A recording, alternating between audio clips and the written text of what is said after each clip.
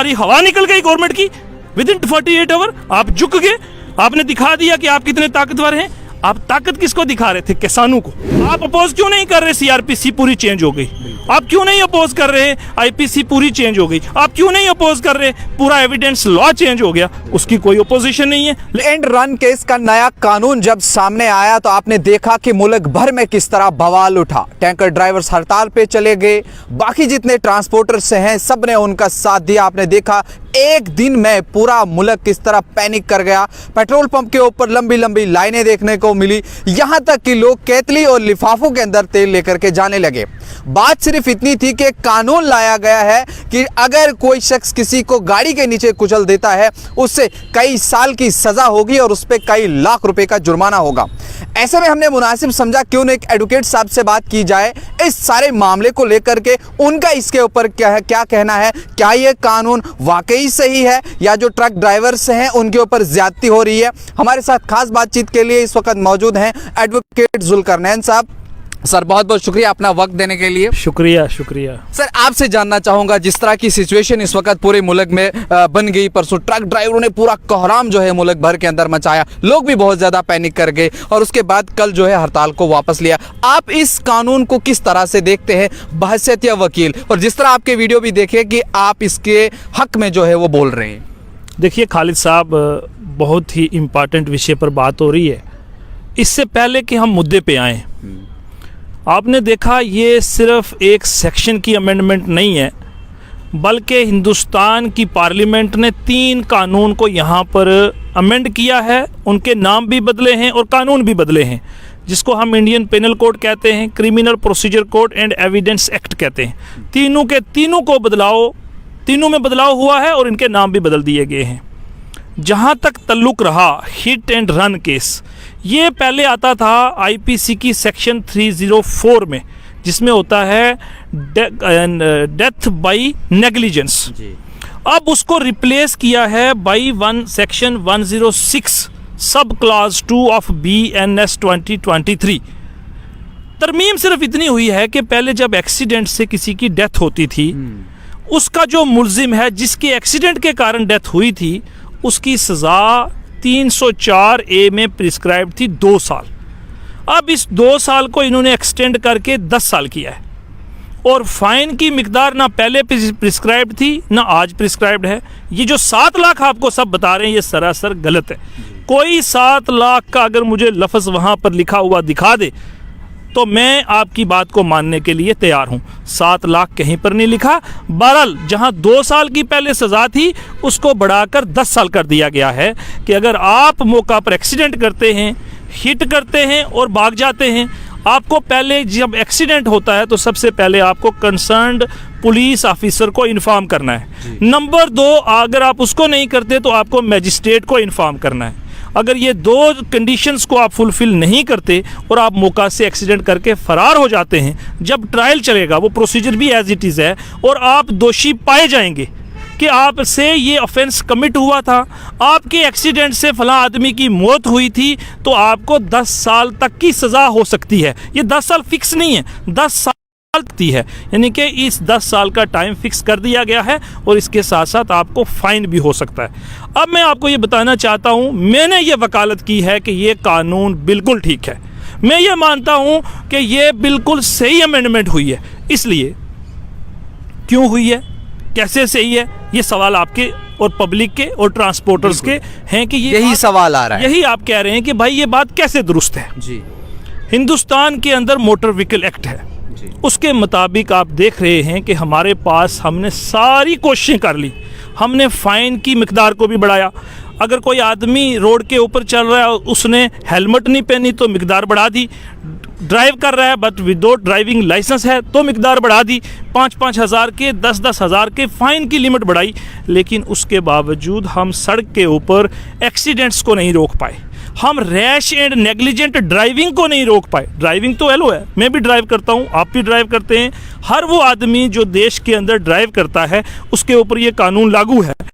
बिल्कुल सही बात आपने की कि हर एक ड्राइवर के ऊपर ये कानून जो है लागू है। हमने व्यूअर्स को भी बताएंगे कि यहाँ पे खाली ट्रक ड्राइवर्स की बात नहीं है, यहाँ पे टैंकर ड्राइवर और बस ड्राइवर की बात नहीं है, बल्कि हर कोई शख्स जो भी गाड़ी चलाता है हर उस शख्स के लिए ये कानून है। क्या वकील साहब सही बोल रहा हूँ मैं? आप बिल्कुल दुरुस्त फरमा रहे हैं। जिस आदमी के पास ड्राइविंग लाइसेंस है, उसके अलावा भी अगर कोई रोड पे गाड़ी चला रहा है तो उसके ऊपर ये लॉ, ये सेक्शन, ये अमेंडमेंट एप्लीकेबल है। लेकिन अब आपने देखा कि हुआ क्या, सिर्फ और सिर्फ सामने कौन आया? ट्रांसपोर्टर्स, ट्रांसपोर्टर यूनियंस के लीडर सामने आए। उन्होंने कहा नहीं जी, आपने ये जो तरमीम की है ये सरासर गलत है। लेकिन आम जनता, जितने लोग हमारे यहाँ ट्रांसपोर्टर्स हैं, उनसे 5 गुना ज़्यादा पर्सनल लोग अपनी गाड़ी ड्राइव कर रहे हैं, वो भी ड्राइवर हैं, वो तो सामने नहीं आए। लेकिन ये लोग जब सामने आए तो ये बात साबित हो गई कि इनको अंदेशा है कि हम लोग ही इस जुर्म के मुल्ज़िम बनेंगे। हम लोग ही हैं जो रोड के ऊपर रैश एंड नेग्लिजेंट ड्राइव करते हैं। अब मैं आपको बताऊंगा कि होता क्या है। अगर हम जम्मू कश्मीर की बात करते हैं, एक एक एक्सीडेंट के कारण 30-30, 50-50 जानें हमने गंवाई हैं, और एक्सीडेंट का कारण एक ड्राइवर होता है। और उस एक्सीडेंट का कारण सिर्फ रैश एंड नेग्लिजेंट ड्राइविंग भी नहीं हो सकती, और भी बड़े सारे कारण हैं। आप देखते हैं अल्कोहलिक होता है, कभी कोई नशा किया हुआ है, कभी प्रेशर है, कभी ट्रैफिक पुलिस पीछे लगी है तो भी एक्सीडेंट हो सकता है। इन तमाम कारण के साथ साथ रैश एंड नेग्लिजेंट ड्राइविंग है, यानी कि आपका स्पीड पे कंट्रोल नहीं है, आपका जहन सड़क के ऊपर नहीं है जब आप गाड़ी चला रहे हैं, उसके कारण जब एक्सीडेंट होगा तो आप एक आदमी जो है वो जिम्मेवार है। अभी आपको मैं 3-4 इंसिडेंट गिनवाना चाहता हूँ। मुगल रोड में एक एक्सीडेंट हुआ, पूरे जम्मू कश्मीर के अंदर आहो पकार बची कि कुछ लड़कियाँ सुरनकोट से मुगल की रोड में एक्सकर्शन पे गई हुई थी। एक टेम्पो ड्राइवर की गफलत और लापरवाही से वो टेम्पो एक्सीडेंट हुआ, 12 नौजवान बच्चियों को हमने गंवाया। अभी रिसेंटली 15 दिन पहले आपने देखा असर और बगर के इलाका में, डोडा डिस्ट्रिक्ट के अंदर, एक 40 तक लोगों की कैजुअलिटी हुई due to the negligence of a single driver. अब मुझे बताइए, क्या इन लोगों को सजा नहीं होनी चाहिए? वो ड्राइवर भी आज हमारे पास नहीं, उसका नाम शकील अहमद था, तो वो खुद भी जहान बक हो गया। उसके अलावा आप देखिए, शहर के 2 चीज़ों में हम इसको डिवाइड करेंगे, अर्बन एंड रूरल एरियाज़ की ड्राइविंग।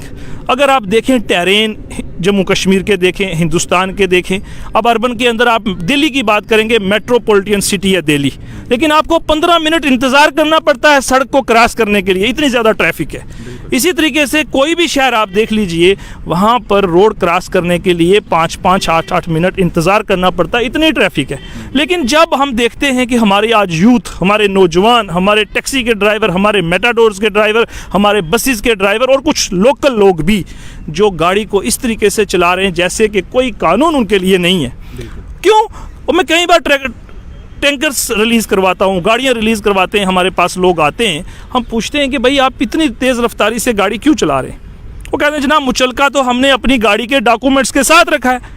ये जो कानून है 304A वाला, 279, 337 में हम जाते हैं, हम थाने के ऊपर ही मुचलका भरते हैं, हमारी ज़मानत हो जाती है, हमें कोई पूछने वाला नहीं है। आप मुझे बताइए कि 304A में आज तक 2 साल की सज़ा के कितने केस आपने सुने कि फ़लाँ ड्राइवर को रैश एंड नेग्लिजेंट ड्राइविंग के ऊपर डेथ हुई थी फ़लाँ आदमी की और उसको सज़ा हुई? बहुत कम, ना के बराबर। और 99% पॉपुलेशन जो कंट्री की है उसके हक में ये फैसला है। हमारे पास कितने लोग ड्राइवर हैं, कितने लोग गाड़ियाँ चलाते हैं? 1%।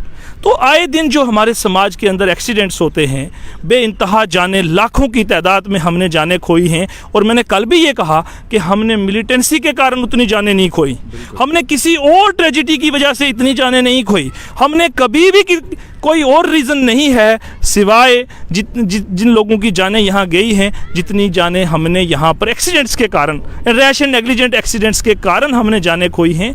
तो in the interest of public at large, और जनरली अगर हम बात करें तो एक बादशाह की तरह एक टैंकर ड्राइवर चलता है। एक बस वाला सोमो के अंदर 10-10 लोग बैठा के फिर वो किसी की नहीं सुनता। वो सवारियां जो पीछे बैठी हैं वो आहो पकार करती हैं कि ज़रा स्लो चलिए, ज़रा आस्ता चलिए, चाहे टेम्पू वाला है, चाहे बस वाला है, चाहे 2x2 वाला है, कोई भी टैक्सी वाला है। या आप देखते हैं जब मैं हाईवे को ट्रैवल करता हूँ, कई बार हम लोग मौत के मुंह से बचे हैं। गाड़ी इतनी फास्ट आती है सामने से कि आपको लगता है कि आज मौत जो है वो है। अब देखते हैं हाईवे के ऊपर 244 जो हमारा नेशनल हाईवे है, इसके ऊपर आए दिन आपको एक्सीडेंट नज़र नहीं आ रहे। और उसकी रीज़न क्या होता है? उसका रीज़न सिर्फ और सिर्फ रैश एंड नेग्लिजेंट ड्राइविंग जो मेजर रीज़न है। इसके अलावा मुझे कुछ लोगों ने कहा नहीं जी अल्कोहलिक है, ड्राइविंग लाइसेंस नहीं है, ड्राइवर खुद सोया हुआ था, कंडक्टर गाड़ी चला रहा था, वो सारे कारण उसका हिस्सा हैं। लेकिन मेजर कारण क्या है? Rash and negligent driving. और फिर आप मुझे बताइए, आप कहते हैं हिट एंड रन वर्ड नया यूज़ हुआ इस अमेंडमेंट में। बिल्कुल। आपने एक आदमी को हिट किया, वो तड़प रहा है, वो पूरा ब्लड में है, उसकी जान निकल रही है, उसका बड़ा इंपॉर्टेंट फेज चल रहा है कि आप उसको इमीडिएटली पुलिस को इन्फॉर्म करें, आप कंसर्न मैजिस्ट्रेट को इन्फॉर्म करें, आप अपनी गाड़ी में डालें, उसको हॉस्पिटल पहुंचाएं, शायद उसकी जान बच जाए। लेकिन आप कहते हैं ये बात नहीं होनी चाहिए क्योंकि हमें वहाँ मॉब जो है वो हमारी पिटाई करेगा। ये कौन सी जस्टिफिकेशन है? एक आदमी मर रहा है, उसकी जान जा रही है, तो आप तो किसी को इन्फॉर्म भी नहीं करोगे, आप वहाँ से भाग जाओगे। हो सकता है आप उसको गोल्डन टाइम पीरियड के अंदर अंदर हॉस्पिटल रेफर पहुँचाएँ, उसकी जान बच जाए। अगर आप एम्स ट्रॉमा दिल्ली का विज़िट करेंगे, आप देखेंगे लोगों की क्या हालत है। किसी की टांग नहीं है, किसी का बाजू नहीं है, कोई जान और मौत की ज़िंदगी के साथ तड़प रहा है, उसको वो ज़िंदगी और मौत की जंग लड़ रहा है। अब देखिए अमृतसर हमारे लोग जाते हैं, आप कभी मेरे साथ मेडिकल कॉलेज चलिए, वहाँ देखिए लोगों की क्या हालत है। फिर उसके बाद आप कभी motor vehicle accident claim tribunal है हमारे पास यहाँ जम्मू में, वहाँ ये देखिए लोगों की टांग नहीं है, लोगों का बाजू नहीं है, परमानेंट डिसेबलमेंट हो गई है। क्यों? क्योंकि उस रैश एंड नेग्लिजेंट ड्राइविंग के कारण उस आदमी ने किसी आदमी को हिट किया जिसकी जान, वो अपनी जान खोता रहा और परमानेंट डिसेबलमेंट हो गई।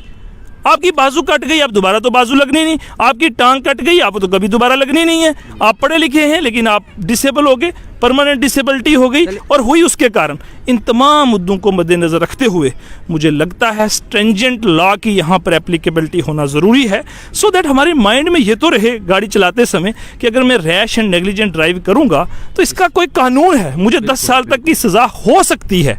हो सकता है कल आप इनोसेंट डिक्लेयर हो जाएं कोर्ट में, लेकिन अगर आप कोर्ट में इनोसेंट डिक्लेयर नहीं हुए तो आपको मैक्सिमम सज़ा जो है वो 10 साल की हो सकती है। और जो ये लोग कहते हैं वो मिसगाइड करते हैं कि 7 साल का फ़ाइन है, इस सेक्शन में कहीं पर भी फ़ाइन की अमाउंट जो है वो मेंशन नहीं है। इसलिए मैं चाहता हूँ कि मेरा ये मानना है कि जब हमारे जहन में ये होता है कि मर्डर की सज़ा लाइफ इम्प्रिजनमेंट है, रेप की सज़ा हमें जो है वो लाइफ इम्प्रिजनमेंट हो सकती है, तो समाज में रेप और मर्डर की मकदार कम होती है। इसी तरह जब एक्सीडेंट के केस में, रैश एंड नेग्लिजेंट के केसेस में ये प्रिस्क्राइब्ड सज़ा जो है 10 साल तक की होगी तो मुझे लगता है थोड़ा कंट्रोल रहेगा। ऐसा नहीं हो सकता कि इससे आप पूरा कंट्रोल हो जाएगा, ऐसा भी पॉसिबल नहीं है, लेकिन एटलीस्ट वो कोशिश जिससे समाज के 99% लोगों को फ़ायदा हो सके उसकी तरफ अगर हम आगे बढ़ें तो मुझे लगता है इसको अपोज नहीं करना चाहिए। आप अपोज क्यों नहीं कर रहे? CRPC पूरी चेंज हो गई। आप क्यों नहीं अपोज कर रहे? IPC पूरी चेंज हो गई। आप क्यों नहीं अपोज कर रहे? पूरा एविडेंस लॉ चेंज हो गया, उसकी कोई अपोजिशन नहीं है। लेकिन बदकिस्मती का पार्ट ये है कि गवर्नमेंट ऑफ इंडिया जो अपने आप को बहुत पावरफुल गवर्नमेंट कहती है, विद इन 48 आवर उन्होंने ट्रांसपोर्ट यूनियंस के सामने अपने आप को सरेंडर किया। अगर आपने कानून बनाया है, आपने पार्लियामेंट में पास करवाया है, तो इतनी पावरफुल गवर्नमेंट होने की आप क्षमता रखते हैं, आप दिखाते हैं कि हम इतनी बड़ी पावरफुल हैं, हमारे पास इतनी बड़ी ताकत है, तो आपने क्यों सरेंडर किया विद इन 48 आवर्स? आपकी सारी हवा निकल गई गवर्नमेंट की। विद इन 48 आवर आप झुक गए, आपने दिखा दिया कि आप कितने ताकतवर हैं। आप ताकत किसको दिखा रहे थे? किसानों को, बिकॉज उससे आपको फर्क नहीं पड़ता था। लेकिन जब हिंदुस्तान एक दिन बंद होने की मिकदार पर आया तो आपने अपना कानून केप्ट इन अबेंस कर दिया, आपने वापस ले लिया। मज़ा तब था कि गवर्नमेंट ऑफ इंडिया ने अगर ये कानून बनाया था, इसको फेस करती, इसको जस्टिफाई करती जैसे मैं जस्टिफाई कर रहा हूँ। आज पूरे ट्रांसपोर्टर मुझे पता है मेरे खिलाफ हैं, मेरे खिलाफ सही बात की आपने। वकील साहब, आपसे ये भी मैं जानना चाहूंगा कि जब आपका बयान ये सामने आया था कि मैं इसमें खुल के सामने आ रहा हूँ बहसीत वकील, जहां ट्रांसपोर्टर्स ने कहा कि सारी आवाम हमारे साथ है, हम बेगुनाह हैं, हमारी 10,000 की तनख्वाह होती है, हम 10 लाख कहाँ से लाएंगे, हम कहाँ उम्र भर रहेंगे, लेकिन आपको कितना सारा क्रिटिसिज्म जो है वो इस वक्त भुगतना पड़ रहा है। क्रिटिसिज्म आवाम के सर पे मैंने कुर्बान किया, मेरी ज़ात को फ़र्क पड़ रहा है, मुझे ज़ाती तौर पे नुकसान हो रहा है, लेकिन आने वाली नस्लों को इसको फ़ायदा होगा। किसी आदमी की जान सड़क पर किसी की गलती से तड़प कर ना जाए, इसलिए मैं कहता हूँ कि ये कानून सही है। क्योंकि हमने लाशें उठाई हैं, हमने एक्सीडेंट्स फेस किए हैं, हमने उस बचपन से मैं देखता हूँ ये जो टेरेन है, तो जोग्राफिकली आप पीर पहाड़ पंजाल का इलाका देखेंगे, चिनाब वैली का इलाका देखेंगे, शहरों के अंदर हमने तड़पते हुए लोग देखे, कोई उनको हाथ नहीं लगाता। दिल्ली के अंदर हमने इतने इंसिडेंट्स देखे हैं, आदमी हिट करके भाग जाता है, ना उसका पता चलता, ना वो गाड़ी ट्रेस होती, और वो आदमी तब तक अपनी जान गंवा बैठता है, कोई पूछने वाला नहीं है। लेकिन हम अपनी ज़ात को कुर्बान कर रहे हैं अपनी जनता के ऊपर।